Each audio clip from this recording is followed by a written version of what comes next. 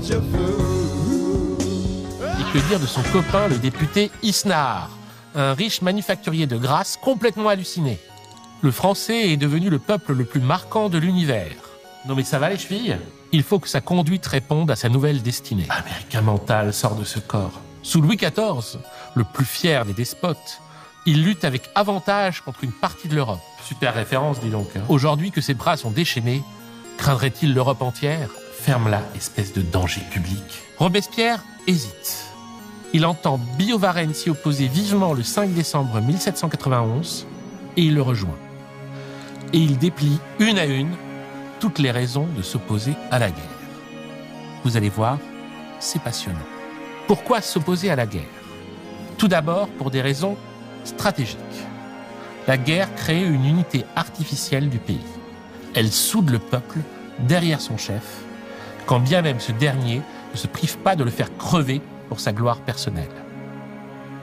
Nous sommes en guerre. La guerre donnerait donc un blanc-seing au pouvoir royal et lierait les mains du peuple. D'ailleurs, Robespierre n'est pas supposé le savoir, mais c'est précisément ce que Marie-Antoinette écrit à son frère Léopold. Il n'y a que la force armée qui puisse nous réparer. Voir à Fersen, quand elle apprend les efforts des Girondins pour convaincre l'Assemblée de la nécessité de la guerre. Les imbéciles, ils ne voient pas que c'est nous servir. Et Louis XVI également, qui demande à Breteuil de prévenir l'empereur et les souverains, au lieu d'une guerre civile, ce sera une guerre politique et les choses en seront bien meilleures.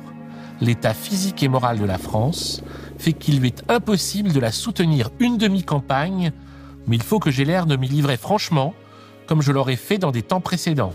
Il faut que ma conduite soit telle que dans le malheur, la nation ne voit de ressources qu'en se jetant dans mes bras. Mais quelle bande de